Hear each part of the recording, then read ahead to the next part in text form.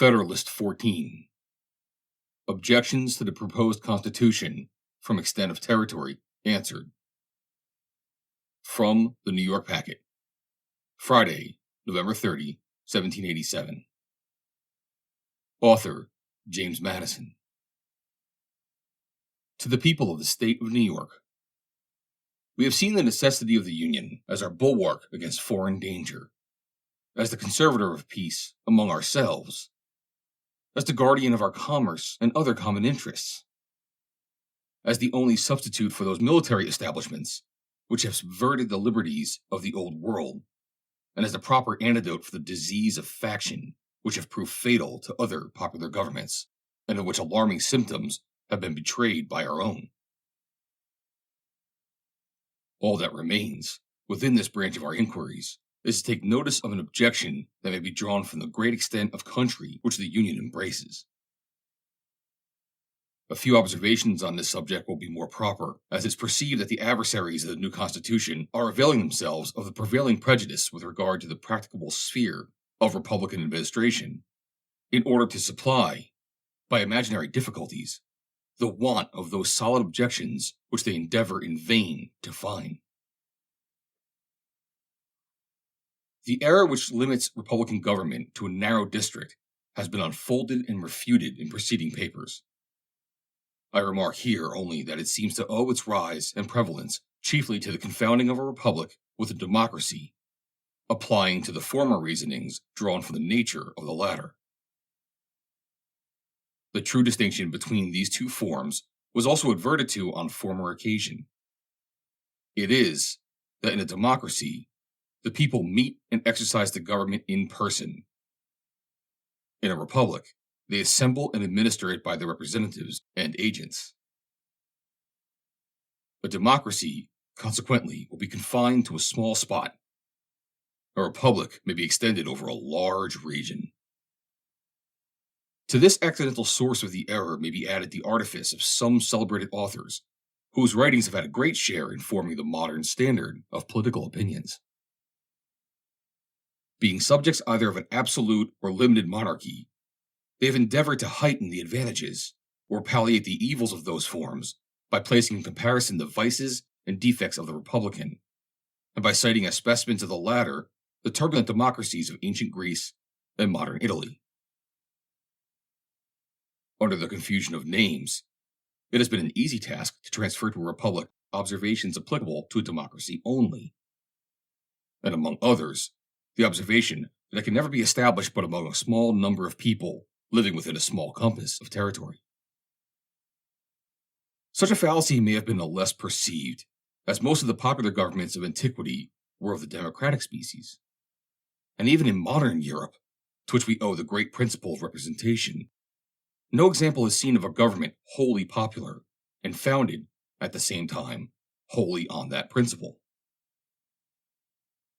If Europe has the merit of discovering this great mechanical power in government, by the simple agency of which the will of the largest political body may be concentrated, and its force directed to any object which the public good requires, America can claim the merit of making the discovery the basis of unmixed and extensive republics.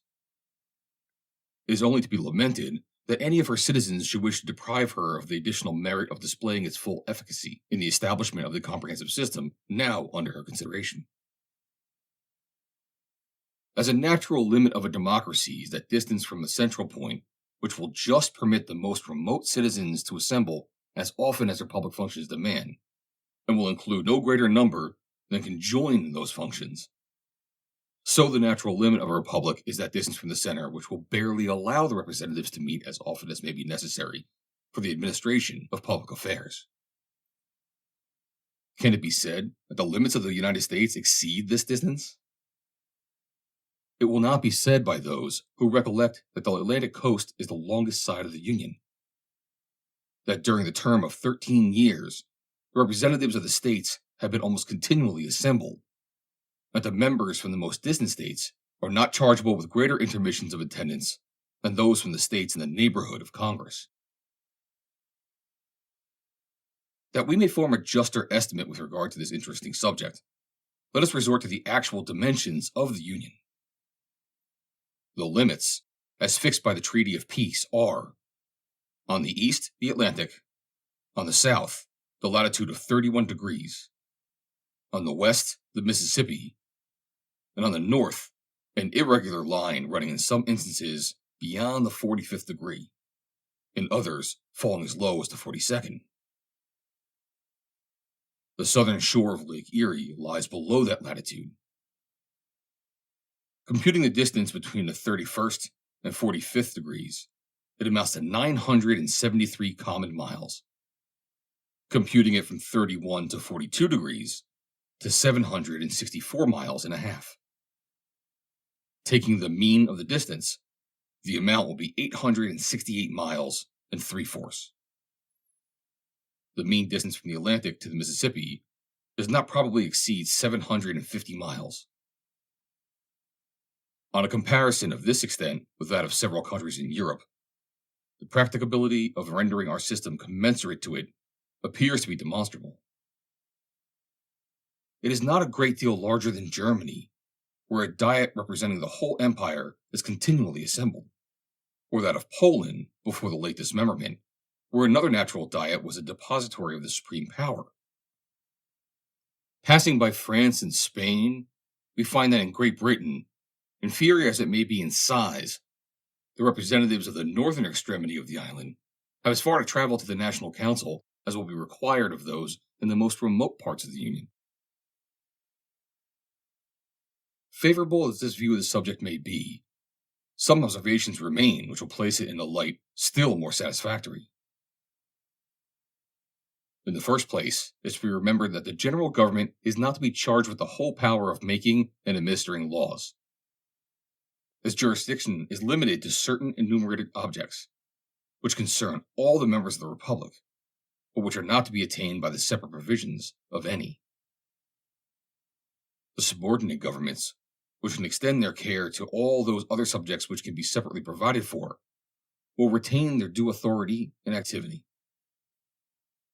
Were it proposed by the plan of the convention to abolish the governments of the particular states, its adversaries would have some ground for their objection, though it would not be difficult to show that if they were abolished, the general government would be compelled, by the principle of self-preservation, to reinstate them in their proper jurisdiction. A second observation to be made is that the immediate object of the federal constitution is to secure the union of the 13 primitive states, which we know to be practicable, and to add to them such other states as may arise in their own bosoms, or in their neighborhoods, which we cannot doubt to be equally practicable. The arrangements that may be necessary for those angles and fractions of our territory which lie to our northern west frontier must be left to those whom further discoveries and experience will render more equal to the task. Let it be remarked in the third place that the intercourse throughout the Union will be facilitated by new improvements. Roads will everywhere be shortened and kept in better order.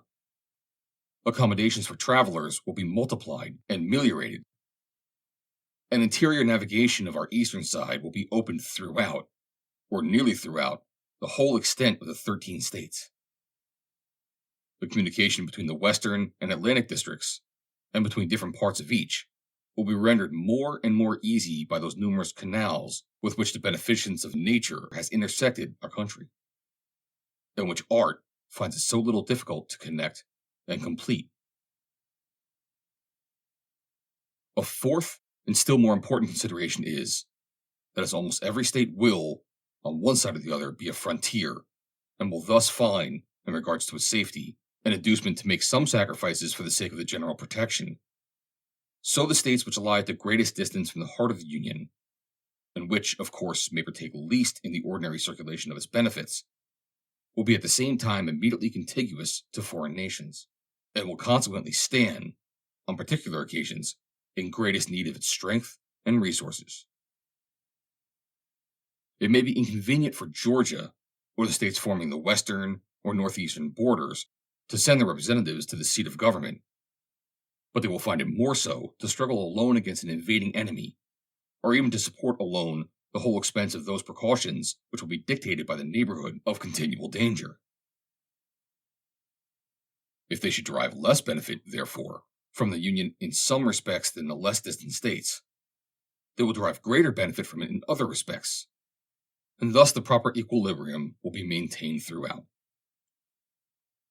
I submit to you, my fellow citizens, these considerations, in full confidence that the good sense which has so often marked your decisions will allow them their due weight and effect, and that you will never suffer difficulties, however formidable in appearance, or however fashionable the error on which they may be founded, to drive you into the gloomy and perilous scene into which the advocates for disunion would conduct you.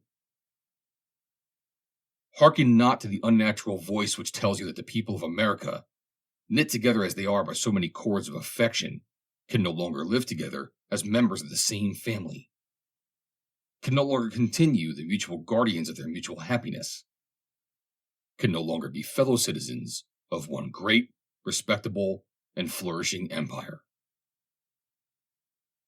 Hearken not to the voice which petulantly tells you that the form of government recommended for your adoption is a novelty in the political world, that has never yet had a place in the theories of the wildest projectors, that it rashly attempts what is impossible to accomplish. No, my countrymen, shut your ears against this unhallowed language. Shut your hearts against the poison which it conveys. The kindred blood which flows in the veins of American citizens, the mingled blood which they have shed in defense of their sacred rights, consecrate their union, and excite horror at the idea of their becoming aliens, rivals, enemies. And if novelties are to be shunned, believe me, the most alarming of all novelties, the most wild of all projects, the most rash of all attempts, is that of rendering us in pieces in order to preserve our liberties and promote our happiness. But why is the experiment of an extended republic to be rejected merely because it may comprise what is new? Is it not the glory of the people of America that, whilst they have paid a decent regard to the opinions of former times and other nations, they have not suffered a blind veneration for antiquity, for custom, or for names to overrule the suggestions of their own good sense, the knowledge of their own situation, and the lessons of their own experience? To this manly spirit, posterity will be indebted for the possession, and the world for the example, of the numerous innovations displayed on the American theater in favor of private rights and public happiness. Had no important step been taken by the leaders of the Revolution for which a precedent could not be discovered, no government established of which an exact model did not present itself, the people of the United States might, at this moment, have been numbered among the melancholy victims of misguided counsels, must at best have been laboring under the weight of some of those forms which have crushed the liberties of the rest of mankind. Happily for America, happily, we trust, for the whole human race, they pursued a new and more noble course. They accomplished a revolution which has no parallel in the annals of human society. They reared the fabrics of government which have no model on the face of the globe. They formed the design of a great confederacy which it is incumbent of their successors to improve and perpetuate. If their works betray imperfections, we wonder at the fewness of them. If they erred most in the structure of the Union, this was the work most difficult to be executed. This is the work which has been new modeled by the act of your convention, and is that act on which you are now to deliberate and to decide.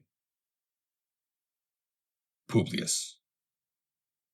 Read by Joe DeNoia, Chesterfield, New Jersey, July 21st, 2022.